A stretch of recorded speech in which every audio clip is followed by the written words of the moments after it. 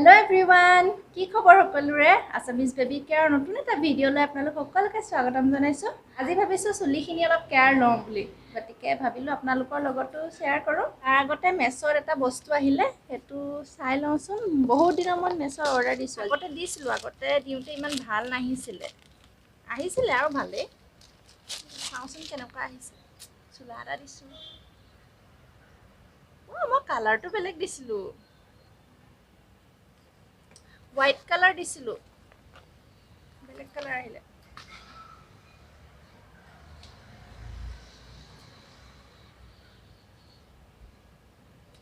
এটো কালাৰো বেয়া লগা নাই হয়নে ভালে ফুৰিবলৈ যাম মানে সেইকাৰণে দিছো এটো কালাৰ ভাল লাগিছে কিন্তু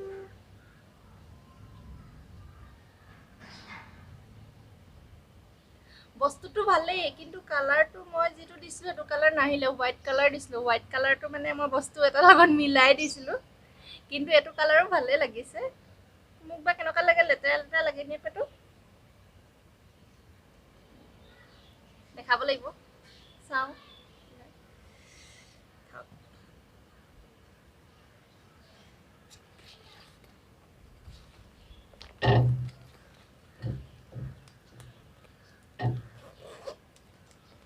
বেলকনিত থৈছো আমাৰ দেখো বেলকনি ৰাতিপুৱা একদম পুৰা পোহৰ আহে ৰাতিপুৱা যদি কোনোবাই সোনকালে শুই থিম বুলি ভাবে নহয় আমাৰ বেলকনি সাইডৰ ৰুমটোত শুব পাৰে আৰু ইয়াত কাপোৰ মেলি থৈছো ইয়াতে এতিয়া 10টা বাজিছে পুৰা টেকটেককে ৰ'দ বেলকনিত পৰি আছে কাপোৰ শুকাই যায় আধা ঘণ্টাত আৰু বতাহো মাৰি থাকে যে সেইটো কাৰণে ভাল এতিয়া চুলিখিনিৰ কাৰণে প্ৰথমতে মই নাৰিকল তেল লম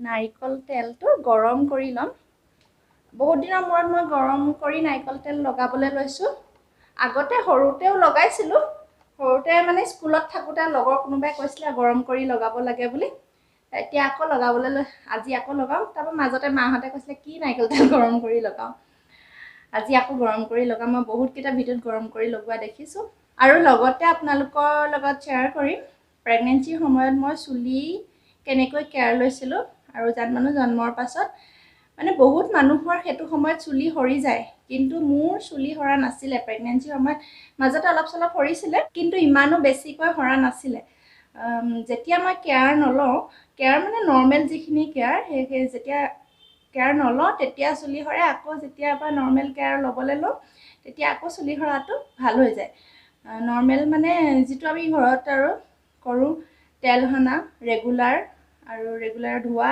হেকিটা কৰিলে চুলিখিনি ভাল হৈ থাকে আসলতে হেতু সময়ত হৰমনৰ কাৰণেও চুলি হৰে হৰমন চেঞ্জ হয় যেহেতু হেতু মানে প্ৰেগনেন্সি এটা ষ্টেজে হয় কিন্তু ভগৱানৰ কৃপাত মোৰ নহৰিলে চুলি বেছি যেতিয়া আমাৰ কেয়াৰ লবলৈ মানে এৰি দিও তেতিয়াই চুলি হৰে আকৌ কেয়াৰ লবলৈ ললে আকৌ চুলি হৰাটো ভাল হৈ যায় এতিয়া মই নাৰিকল তেলটো গৰম কৰি লওঁ আৰু তাৰ পাছত কৈ আছো আৰু জানমানো জন্মৰ পাছত চুলি কি অৱস্থা হ'ল হেতু কম আপোনালোকক তেল গৰম কৰিবৰ কাৰণে কেৰাহীত পানী অকণমান উতলাই লৈ তাতে তেলৰ বাটিটো বহাই দিছো জাস্ট উমি গৰম হ'ব লাগে প্ৰথমতে মই এতিয়া নাৰিকল তেলখিনি চুলি গুৰিত সানি লম এইখিনি গৰম কৰি ললো আচলতে অলপ সানিলোৱে মই মানে ভিডিঅ' কৰাৰ আগতে অলপ সানিলো বেটাই দিগদাৰ কৰি আছিলে সেইকাৰণে ভিডিঅ' কৰিব নোৱাৰিলো এনেকে সানি মানে তাৰ লগত লাগিলে কি ইটো কৰি এনেকে সানি দিলো কালি চুলি কাটিছো আৰু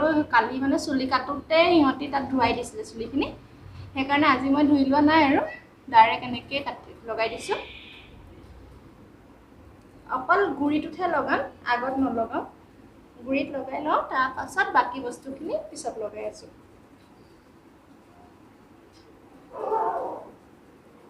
এনেকে লগাই প্ৰায় লগাই মানে প্ৰায় 15 মিনিট মান মাসাজ কৰিম এতিয়া চুলি গুৰিটো কোমল হৈ যায়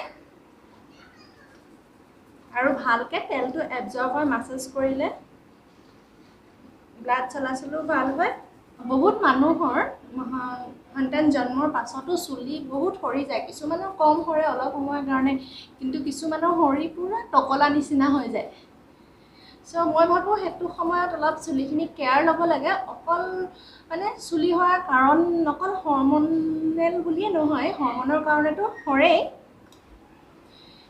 কিন্তু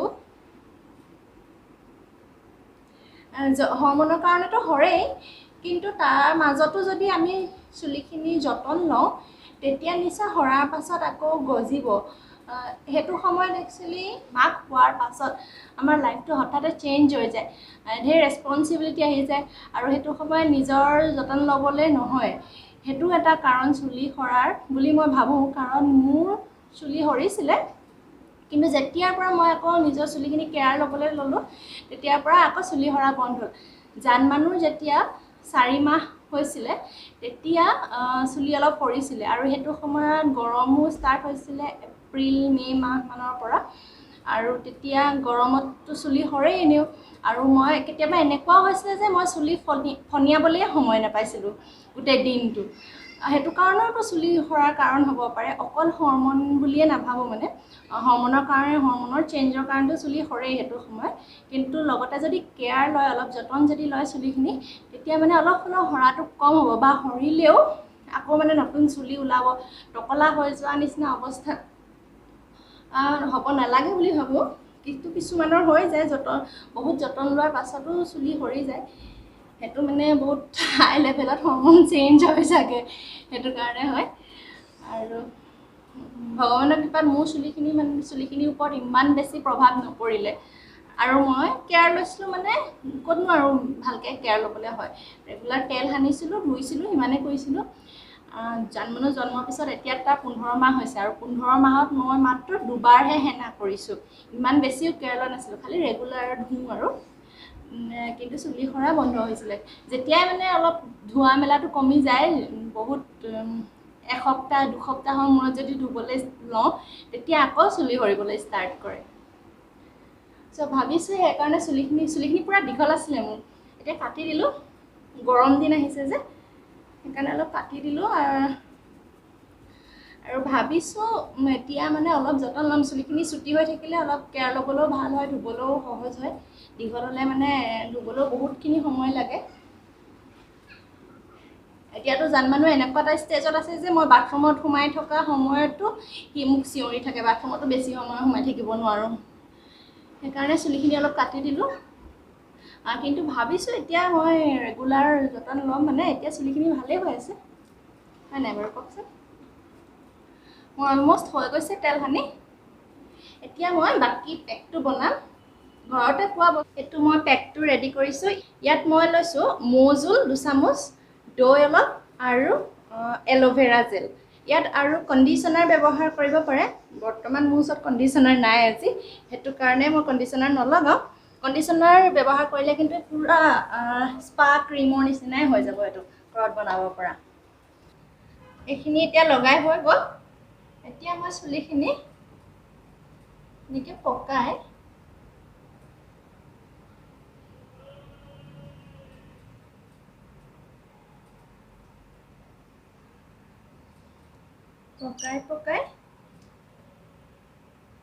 এনেকৈ বান্ধিলোঁ।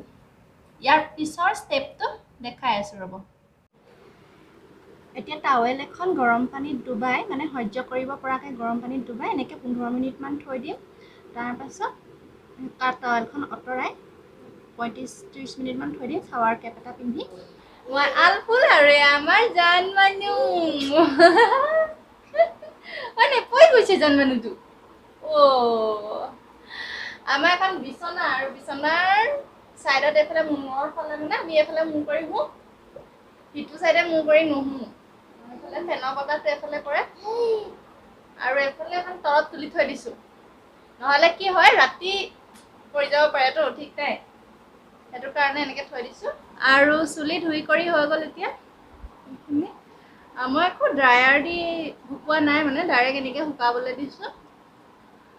বহুত পাতল আৰু কোমল কোমল লাগিছে এতিয়া। এনেকৈ আৰু নেক্সট 15 দিনৰ পাছতো কৰিব লাগিব, তেতিয়াহে ভাল হৈ থাকিব। আৰু ভিডিঅ'টো ইমানতে সামৰিছোঁ। যদি ভাল পালে লাইক, কমেণ্ট, শ্বেয়াৰ, আৰু চেনেলটো প্লিজ ছাবস্ক্ৰাইব কৰি দিব।